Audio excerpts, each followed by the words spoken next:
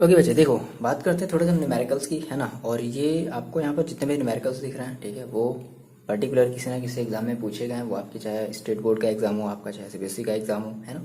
तो हमेशा ये जो न्यूमेरिकल्स हैं वो आए हैं। देखो बहुत ही आसान है, अगर आपने इसके पिछले वाले वीडियो को अगर आपने बहुत ही अच्छे से अगर समझा है ना, आई होप आपको समझ में आया हो।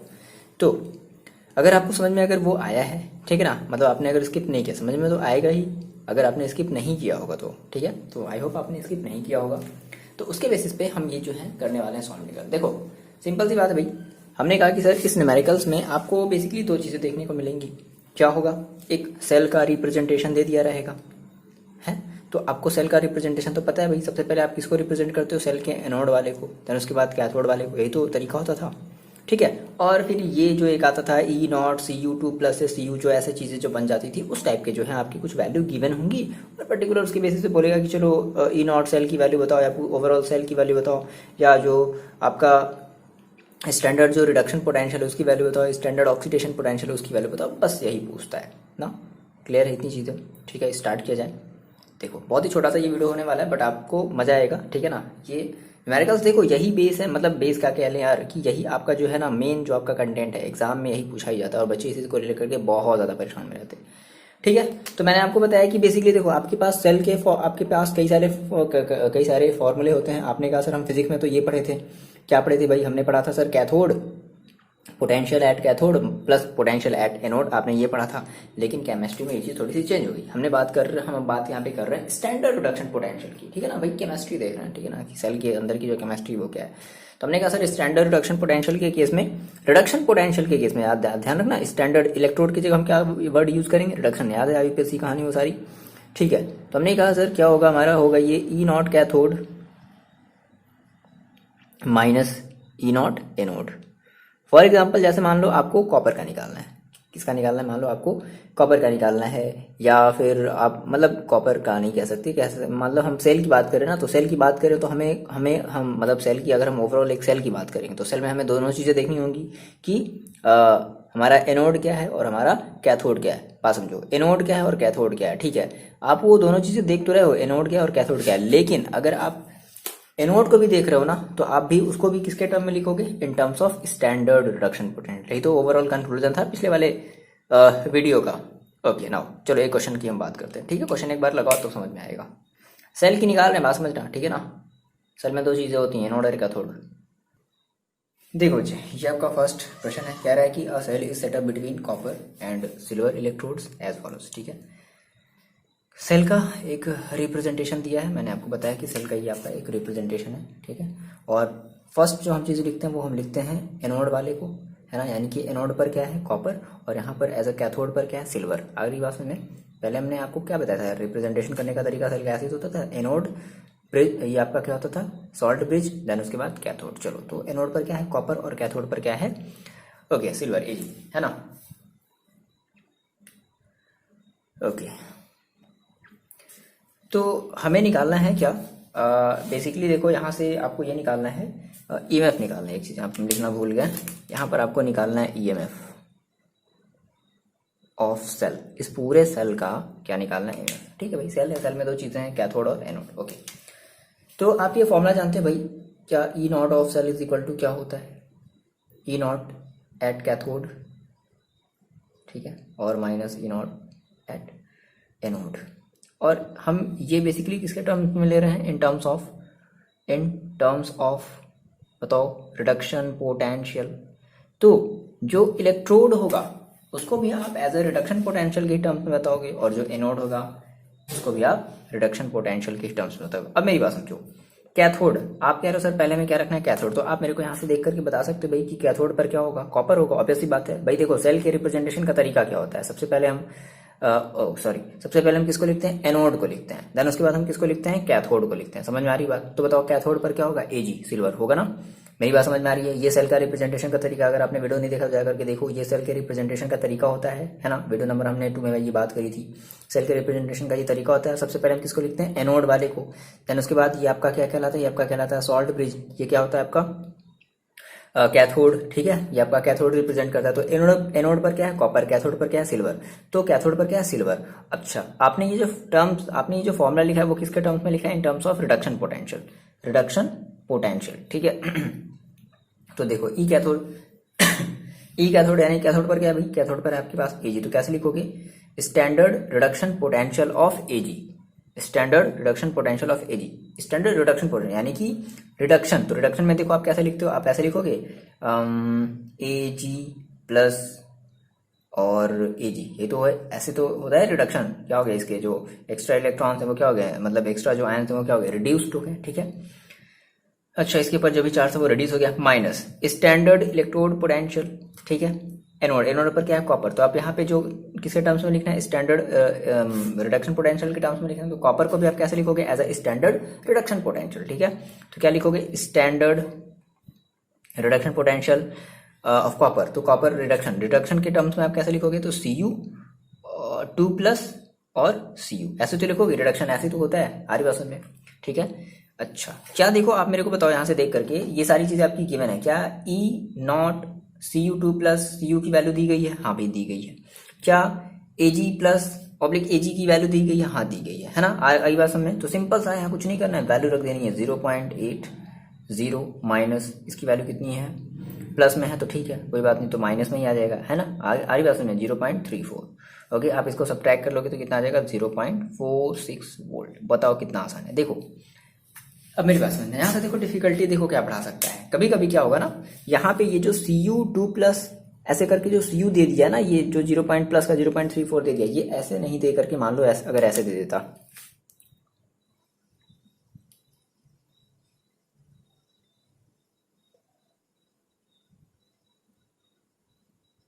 तो बताओ कोई प्रॉब्लम होती थी, याद आया, चिंटू ही पिंटू है, हैं? मैंने आपको बताया था इस तरीके से, दोनों IUPAC की अदालत में गए थे, उन्होंने कहा कि भाई चाहे ये लिखो चाहे इसका ये अब बताओ आप इसको आपने इसको कैसे टर्म में लिख दिया, ऑक्सीडेशन रिडक्शन के टर्म्स में आपने लिख दिया, मतलब sorry oxidation standard oxidation potential के टर्म्स में आपने इसको लिख दिया। तो कभी कभी मे बी क्वेश्चन में ऐसे ना दे करके बच्चे, ठीक है, ये चीज़ ना दे करके अगर ये चीज़ दे दे तो आप इसको पहले किस में कन्वर्ट करोगे, इसको आप पहले इस वाले में कन्वर्ट करोगे, देन इस वाले के अकॉर्डिंग फॉर्मूले पर रख दोगे। यही है कॉन्सेप्ट इस पूरे क्वेश्चन का, इस टाइप के क्वेश्चन का। हारी बात में, चलो एक और क्वेश्चन लगाओगे। ओके, देखते हैं एक और क्वेश्चन। देखो बच्चे, ये आपका दूसरा क्वेश्चन है, calculate the EMF of cell. Video को पॉज कर लो थोड़ी देर, क्वेश्चन को देखो, है ना, और इसको लगाओ। देखो ये 1m का मतलब कुछ नहीं, ये 1m का मतलब क्या होता है, स्टैंडर्ड कंडीशन। ये सारी जो कंडीशन दी गई वो आपकी कैसी, आपने अभी तक जो भी अभी तक यहाँ तक आपने अभी जो भी चीज़ें पढ़ी ना, वो सारी आप स्टैंडर्ड कंडीशन पे हम पढ़ रहे हैं, ठीक है। अभी हमारा जो स्टैंडर्ड वो भी चेंज होगा, ठीक है ना। तो अभी हम ये सारी स्टैंडर्ड, चलो वीडियो को पॉज करके आप लगाओ एक बार, ट्राई करो कर लिया ट्राई। चलो देखो कैसे किया आपने, देखो सबसे पहली चीज, ये जो सेल का रिप्रेजेंटेशन है, ठीक है, तो इस सेल में सबसे पहले क्या होता है, इस तरफ एनोड होता है और इस तरफ क्या होता है, कैथोड होता है। यानी कि एनोड पर क्या है, जिंक है, कैथोड पर क्या है, ये पीबी है आपका। ये इतनी बात समझ में आपको आ रही है। चलो, तो आपने कहा सर मेरे पास जो फॉर्मूला होता है भाई, क्या आपको ईएमएफ निकालना है, तो ईएमएफ का जो फॉर्मूला होता है, E0 of cell is equal to, क्या करते हैं in terms of reduction potential, तो आप ये कहते हो कि E0 of cathode minus E0 of anode, E0 at anode, ठीक है। अच्छा, तो आपने कहा सर कैथोड पर बेसिकली हमारे पास है क्या, ये हमारा रिप्रेजेंट करता है कैथोड, पीबी है, तो पीबी को आप कैसे लिखोगे, इन टर्म्स ऑफ रिडक्शन पोटेंशियल। तो कैसे लिखोगे, E0 रिडक्शन होना चाहिए पीबी का, दैट इज क्या कहोगे, पीबी 2+ से क्या बना, पीबी, मतलब ये इसका रिडक्शन हो गया, माइनस एनोड पर क्या है, जिंक, तो जिंक का आप क्या लिखोगे इन टर्म्स ऑफ रिडक्शन, तो जिंक का भी क्या होना है, रिडक्शन। यानी कि आपने कहा सर E0 रिडक्शन कैसे होता है, तो जिंक 2n था, 2+ था, और ये रिड्यूस होकर के Zn बन गया, दैट इज रिडक्शन। अब देखो आपके पास, अब क्वेश्चन में देखो गिवन क्या क्या चीज़ है, आपने क्या क्या लिखा है, पीबी प्लस दिया है, नहीं, ये जस्ट अपोजिट दे दिया। यानी कि ये जो आपका जो गिवन है ना, वो क्या दे दिया, वो दे दिया इन टर्म्स ऑफ ऑक्सीडेशन पोटेंशियल। आगे बात में, तो जिन बच्चों ने ये चीज़ अगर ध्यान दिया होगा वो सही कर लिए होंगे, जिन बच्चों ने ध्यान नहीं दिया होगा वो गलत कर लेंगे। तो आप इसको पहले किसमें चेंज करोगे, आप इसे चेंज करोगे रिडक्शन पोटेंशियल में। क्यों, क्योंकि ये किसमें दे दिया गया, ऑक्सीडेशन। पीबी का क्या हो गया, ऑक्सीडेशन। देखो पीबी से पीबी के कितना चेंज हो गया, pb2+, यानी कि ये क्या दे दिया, ऑक्सीडेशन पोटेंशियल दे दिया। आगे बात में, तो आपने कहा सर सबसे पहले हम इसको क्या कर लेते हैं, सबसे पहले हम इसे कर लेते हैं E0 as we know sir, E0 pb2+ से अगर हम pb, दैट इज हम अगर इसको रिडक्शन मिले तो हम क्या कह देंगे, ये हमारा कितना हो जाएगा, ये दैट इज हमारा ये माइनस में हो जाएगा, क्योंकि हमें पता था रिडक्शन और पोटेंशियल में कैसा है, जस्ट एक दूसरे के साइन में अपोजिट होते हैं, तो माइनस का 0.12 वोल्ट, ये आपने इतनी वैल्यू रख ली। नाउ फाइनली रख लो, जिन बच्चों ने किया है अच्छे से वो समझ में आ गए। चलो कोई बात नहीं, आपने एक बार गलती करी, अपने नेक्स्ट वाले क्वेश्चन में ऐसे गलती मत करना, ठीक है ना। यहाँ पर चाहे जितनी गलती कर लो चलेगा बच्चे, ठीक है ना। एग्जाम में ये सब गलतियाँ ऐसे नहीं होनी चाहिए। देखो तो पीबी प्लस की वैल्यू देखो कितनी दी गई है, 0. पीबी अच्छा सॉरी माइनस है ना, कितनी दी गई है, माइनस का 0.12 माइनस लगा दिया। अच्छा ई जेड एन, इसकी वैल्यू देखो ये सही है, ZN2 प्लस जेड एन सही है, तो इसकी वैल्यू देखो कितनी माइनस में, तो यहाँ पे एक बार और माइनस लगाओगे अब 0.76। ओके तो ये कितना हो जाएगा, माइनस का 0.12 और माइनस माइनस क्या हो जाएगा प्लस 0.76। आप इसको सब्ट्रैक्ट कर लो, कितना आ जाएगा 0.64 वोल्ट। ठीक है, तो इस तरीके से आपने ये वैल्यू निकाली। इन बच्चों का सही आया है, ठीक है ना। आप कमेंट करके बताओगे हाँ सर मेरे को ये क्वेश्चन बहुत अच्छे तरीके से समझ में आ गया है। चलो एक और क्वेश्चन देखते हैं। देखो बच्चे ये बढ़िया सा क्वेश्चन है, ये आपका आया हुआ है CBSE एग्जाम 2018 में, ठीक है। तो ट्राई करो, थोड़ा सा ट्राई करो, थोड़ा सा दिमाग लगाओ, बाकी तो हम बताने के लिए है ही। समझ लो ये क्या कह रहा है क्वेश्चन, आपको कह रहा है कि ये आपको बताना है कि कौन सा स्टैंडर्ड इलेक्ट्रोड पोटेंशियल आपको इससे मैच कराना है कॉपर इलेक्ट्रोड का, ठीक है। और हाइड्रोजन, याद करो हाइड्रोजन और कॉपर का जब हम लेते थे तो याद आया, ठीक है, हम किस तरीके से मेजर करते थे। तो देखो पहला ऑप्शन कह रहा है कि ये पीटी, ठीक है, पीटी तो सब में रहेगा क्योंकि हम प्लेटिनम वायर लेते थे, पीटी फिर H2, फिर यहाँ पर ऑब्लिक लगा दिया। ये तो मेरे ख्याल से पहले ही गलत हो गया, ठीक है ना, ये ऐसे कर दिया तो ये तो पहले गलत हो गया। एक बात ध्यान रखना, स्टैंडर्ड ये याद रखो, ठीक है। चलो दूसरा ऑप्शन कह रहा है कि पीटी H2, ठीक है, यहाँ तक तो ठीक है भाई। देखो पहली बात तो ये समझो कि अगर हम कॉपर का, अगर आप मतलब बोल रहे हो, ठीक है ना, तो कॉपर एज अ कैसा एक्ट करेगा, एज अ कैथोड की तरह, तो लास्ट में क्या होना चाहिए कैथोड, ठीक है, यानी कि कॉपर, ठीक है ठीक है। और पहले क्या होना चाहिए एनोड, दैट इज हाइड्रोजन, ठीक। ये सारी की सारी चीजें इसी के अकॉर्डिंग दी गई। लेकिन हम ये चेक करेंगे कि क्या ये स्टैंडर्ड फॉर्म है, पहले तो कुछ नहीं, हमें ऐसा कुछ नहीं बताना है। सबसे पहले आप वीडियो को पॉज करके आप पहले तो ट्राई करो, ठीक है। पहले आप अपना एक आंसर बताओ कि हाँ सर मेरा जो आंसर है वो ये आया है, देन हमने सर गलत बताया या सही बताया। देखो पीटी है और H2, ठीक है, H2 का क्या होना चाहिए भाई, एनोड पर है, H2 हमारे कैसे एनोड पर है, तो एनोड पर क्या होगा, उसका रिडक्शन होगा, सॉरी ऑक्सीडेशन होगा, ऑक्सीडेशन होगा। ओके H2 पर क्या होगा भाई, ऑक्सीडेशन होगा, ठीक है, तो ऑक्सीडेशन हो रहा है, ठीक है। अच्छा यहाँ पर H2G मीन्स गैस है, ठीक है, गैस हम ले रहे हैं, सही है ना, गैस ले रहे हैं, HQ प्लस, उसके बाद यहाँ भी सर ठीक ठाक लगा, यहाँ भी ठीक ठाक लगा, और लेकिन यहाँ पर सर इसने दे दिया 2m का मतलब इसका जो मोलर कंसंट्रेशन है वो अब 1 से ज़्यादा हो गया। तो 1 से ज़्यादा, तो हमें तो स्टैंडर्ड में क्या लेना था, हमें तो स्टैंडर्ड लेना है ना, स्टैंडर्ड में यहाँ पर 1 होना चाहिए, तो ये तो वैसे ही गलत हो गया, ठीक है। यहाँ तक सही आया, सही आया, और यहाँ पर आकर के हम गलत करते हैं, क्यों, क्योंकि हमने मोलर कंसंट्रेशन कितना ले लिया। तो चलो तो ये भी नहीं सही, देखो हम आपको बता दें ऑप्शन नंबर ये सही, देखो क्यों, रीजन इसका क्या, देखो चेक करो, आपने कहा सर पीटी ठीक है, H2 गैस है, 1 बार है, ठीक है, ये सब सारा का सारा इसका स्टैंडर्ड कंडीशन है। क्या हो गया, इसका ऑक्सीडेशन हो गया, H प्लस बन गया, और इस H प्लस का भी जो कंसंट्रेशन है वो कितना है, 1m है, ठीक है। तो हमने सॉल्ट ब्रिज लगाया, कॉपर मतलब कॉपर का क्या होना है, रिडक्शन होना है, तो Cu2 प्लस से क्या बन गया, Cu2 प्लस से क्या बन गया, Cu बन गया, दैट इज Cu2 प्लस से जो इसका जो एक देखो इसका जो मोलर कंसंट्रेशन वो कितना है, 1 है, तो सही बात है, स्टैंडर्ड कंडीशन है। अच्छा यानी कि ये वाला सही, ये वाला भी गलत होगा, देखो क्यों, क्योंकि यहाँ पे 0.1 मोल ले लिया, तो वो 0.1 मोल ले लिया, इसका मतलब ये गलत है ना। तो आप ओवरऑल आपका जो ऑप्शन होगा ये वाला सही होगा। कितने बच्चे सही कर पाए थे, देखो आपने अगर ध्यान से अगर पढ़ा होगा पिछले वाले वीडियो को तो कई बच्चे ये सही कर लेंगे। याद रखो हम ये सारी चीज़ें अगर स्टैंडर्ड बोलता है तो 1 है ना। अभी हम जो आगे का हमारा जो टॉपिक होगा ना वो हम स्टैंडर्ड की बात नहीं करेंगे, वहाँ से हमारा सारा का सारा स्टैंडर्ड हो जाएगा गायब, ठीक है। अब हम स्टैंडर्ड पर नहीं रहेंगे, है ना, हमारी स्टैंडर्ड वैल्यू हो जाएगी खत्म, अब हमारे कुछ और वैल्यू पर्टिकुलर कुछ भी दे सकता है। तो ये रहा, ये था आपका क्वेश्चन, ट्राई किया आपने, मज़ा आया, ठीक है ना, कोई बात नहीं। देखो ये 2018 में आपका क्वेश्चन आया हुआ था। चलो एक और आप बताओ, एक और हम लास्ट क्वेश्चन देखते हैं, 3 नंबर का क्वेश्चन देखते हैं जो कि आपके CBSE 2018 में वो भी आया था, 3 मार्क्स का क्वेश्चन आया था। देखना कितना आसान है, 3 मार्क्स का क्वेश्चन, समझ रहे हो, देखो आप कितना गेन कर सकते हो, आप ये मेरे को कमेंट करके बताओगे हाँ सर 3 मार्क्स में मैंने इतने नंबर गेन किए हैं। चलो देखो बच्चे ये आपका क्वेश्चन है, ठीक है, क्वेश्चन नंबर 4 है जो कि आपके CBSE एग्जाम 2018 में आया हुआ था, 3 मार्क्स का क्वेश्चन था। क्यों, इस पर आपको 1 मार्क्स, इस पर आपको 1 मार्क्स, इस पर आपको 1 मार्क्स मिल रहा है, ठीक है ना। आप पहले वीडियो पॉज करके ट्राई करो और मेरे को आप कमेंट करके बताओगे हाँ सर मैंने इतने मार्क्स गेन किए हैं, ठीक है। चलो कर लिया आपने, देखो तो ये आपका एक इक्वेशन दिया गया है, ठीक है। पहली चीज़ Cu, ठीक है, plus 2Ag plus aqueous form में 2Ag, एस का मीन सॉलिड है, और ये Cu देखो, ठीक है ना। चलो आप अगर यहाँ से अगर ऐसा देख रहे हो तो आपको यहाँ से क्या समझ में आ रहा है, पहले छोड़ो ये सब सारी चीज़ों को छोड़ो, आपको यहाँ से क्या समझ में आ रहा है, आप कहोगे सर Cu है, Cu से क्या बन गया, Cu2+ बन गया, मतलब कॉपर का क्या हो गया भाई, ऑक्सीडेशन। Ag प्लस था, Ag से क्या बन गया, Ag प्लस से Ag बन गया, यानी कि सिल्वर का क्या हो रहा है, रिडक्शन। ठीक, अब पहला चीज क्या कह रहा है, रिप्रेजेंट द सेल इक्वेशन। पहला 1 नंबर का question, represent the cell equation कर लोगे, देखो तो अच्छा आपने कहा सर कॉपर का हो रहा है ऑक्सीडेशन, तो कॉपर किस पर होगा, एनोड पर। आगे बात में कैसे फॉर्मूला याद रखना है, रेड कैट एन ऑक्स, ठीक है, रेड कैट मतलब रिडक्शन किस पर, एट कैथोड, ऑक्सीडेशन किस पर, एनोड। तो अच्छा सर कॉपर का क्या हो रहा है, ऑक्सीडेशन, तो किस पर होगा ऑक्सीडेशन, एनोड पर। तो हम पहले किसको लिखते हैं, एनोड वाले को लिखते हैं ना, रिप्रेजेंटेशन है, क्लियर है। चलो एनोड वाले को पहले हम लिखते हैं, तो क्या लिखेंगे भाई, Cu सॉलिड है, क्या बन गया, इसका रिडक्शन हो गया, क्या बन गया, Cu2+, ठीक है। और कुछ जो है वो एक्वस फॉर्म में है ना, इसकी कुछ जो है वो मोलर कंसंट्रेशन होगी, 1 मोल होगी, अगर हम स्टैंडर्ड की लेकर के चल रहे, मान लो नहीं भी लेकर के चल रहे हैं, ठीक है।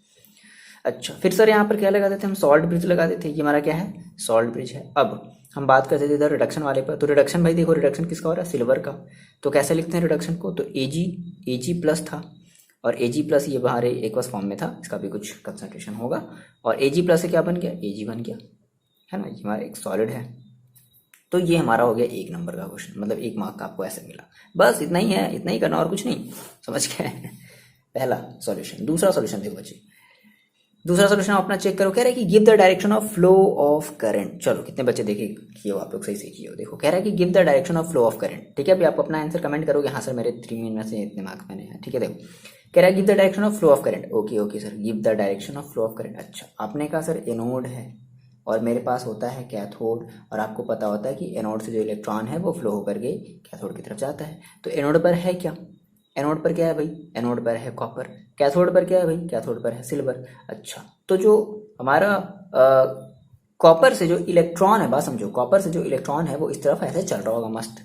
अच्छा आपको पता है अभी क्या, आपको पता है, आपने फिजिक्स में पता है कि जो इलेक्ट्रॉन्स के जस्ट अपोजिट डायरेक्शन में हमारी करंट फ्लो होती है। क्या पूछ रहा है, करंट पूछ रहा है, अगर करंट पूछ रहा है तो हम करंट का बताएंगे, इलेक्ट्रॉन को पूछ रहा है तो हम इलेक्ट्रॉन का बताते हैं, लेकिन पूछ रहा है किसका है, करंट का।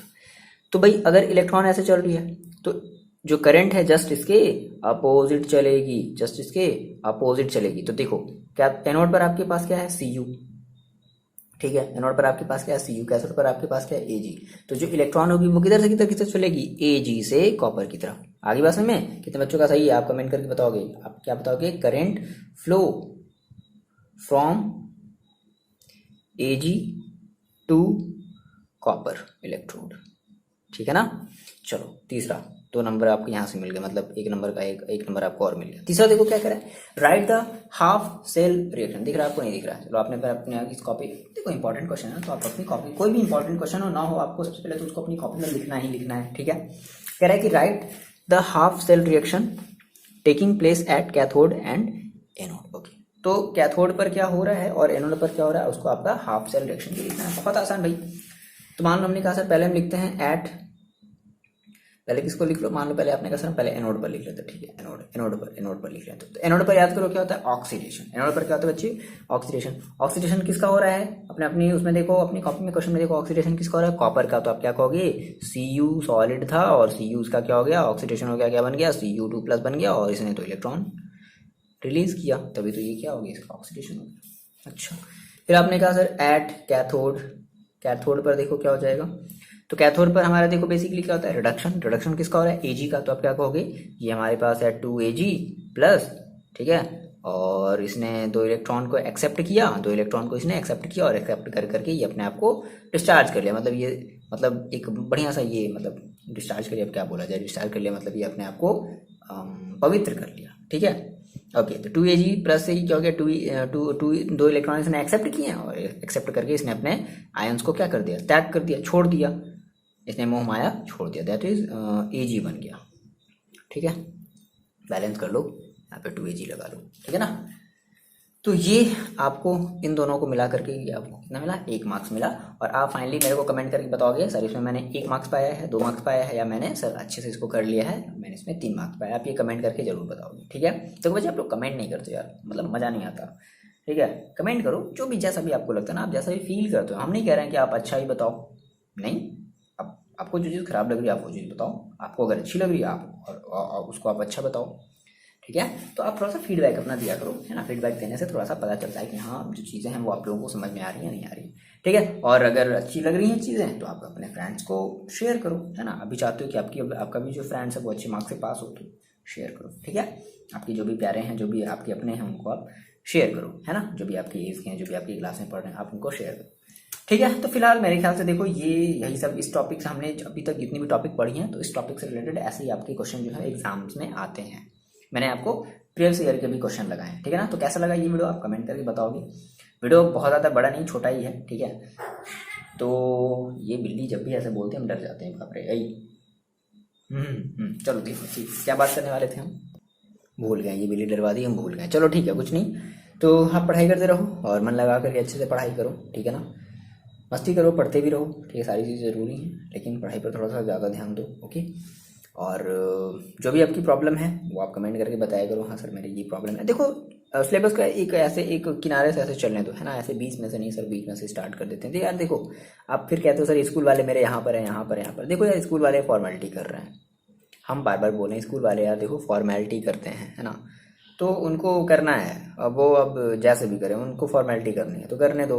अब अपना एक ट्रैक बना करके चलो ना, क्यों फालतू में उनकी वजह से परेशान हो रहे हो। अब अपना ट्रैक बना करके चलो, ठीक है। पहुंचना है ना, हम भी तो देखो, हम भी क्या सोचें कि इस 10 तारीख तक इस चैप्टर को हमें फिनिश करना है, क्योंकि हम जान रहे हैं हमारा सिलेबस पीछे। तो हम सोच रहे हैं कि लगभग इस महीने में कम से कम 2 चैप्टर, कम से कम 2 चैप्टर तो हम खत्म ही कर दें इस महीने में, ठीक है यार। मैं 20 से ज़्यादा, तो ये मेरी कोशिश है, ठीक है। बस इसमें ज़्यादा बहुत कुछ नहीं बचा है ना। 4-5 टॉपिक और बचे हैं, उनके बेसिस पे हम जल्दी जल्दी न्यूमेरिकल्स को देखेंगे, थ्योरी को समझेंगे और खत्म करेंगे, ठीक है। मिलते हैं आपसे नेक्स्ट वीडियो में। पढ़ाई करते रहो और अपना ख्याल रखो और कमेंट करके आप जरूर बताओ, ओके। चलो।